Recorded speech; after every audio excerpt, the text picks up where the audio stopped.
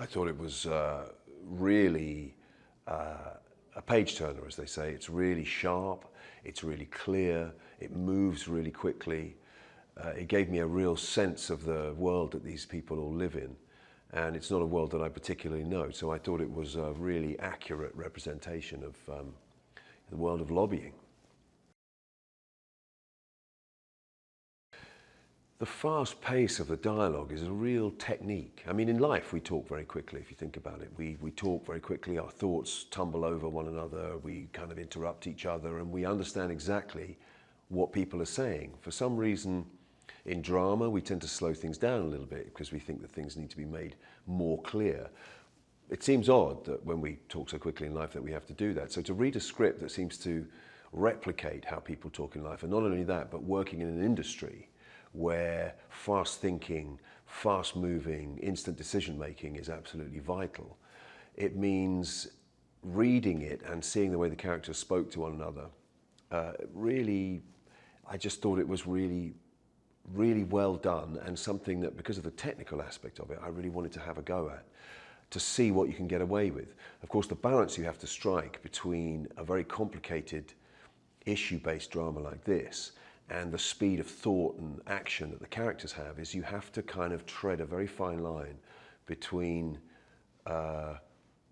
reality and the natural speed of thought and speech that they have, but also you need to make what they're saying understood because it's a very complicated subject matter.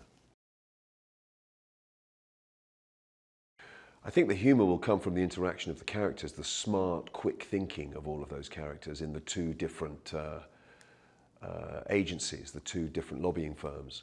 There's obviously the very doer kind of attitude of Cole Kravitz Waterman, the slightly right-wing agency, if you will. And then there's the kind of smart, wisecracking element that you get at Peterson Wyatt. A little younger, a little smarter, and the juxtaposition, I think, of those jokes and wisecracks, along with the kind of importance of the drama and the subject matter, hopefully will give it a great balance.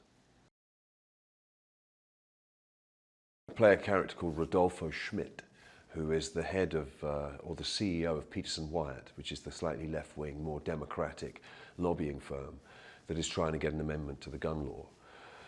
And he knows that her character is, Jessica's character is very capable, probably the best there is.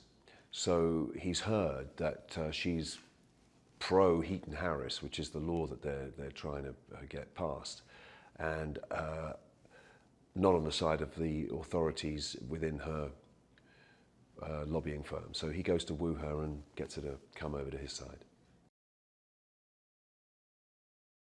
Jessica Chastain plays Elizabeth Sloane, and she brings a strength and an authority and a believability to the particular type of character she's playing. I mean, I suppose lobbyists in reality are very capable and wickedly functional people, but she is creating this character who's almost out of control. She's on the edge. You know, in order to achieve what she achieves, she's employing methods that aren't necessarily acceptable.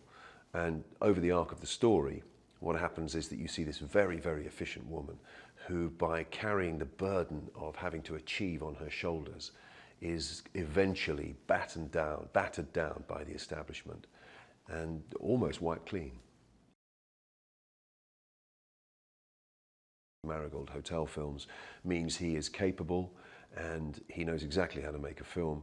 What I love about him, actually, and it was obvious to me in the read-through, is how in charge he is. It's become fashionable for directors to just throw things together in the edit and just see what they can get when they're shooting. And he is very much in control of shooting. And you know that when he comes to set, he's prepared because he knows exactly what he wants from the scene, why the scene exists in the movie. The incredible amount of preparation that he did with Chris Tickey, the producer, and Jonathan Pereira, the writer, before we even began, was enormous. So they absolutely hammered out what they wanted this film to be, why all the scenes were relevant, how the characters would work with one another, and ultimately what would make the story interesting. Rodolfo is not so much about the technicalities, of being a lobbyist. It's much more, I think, the type of guy he is that he brings to the story, because Jessica's been working in a very, very sterile, very driven, very ambitious environment full of right-wing Republican types.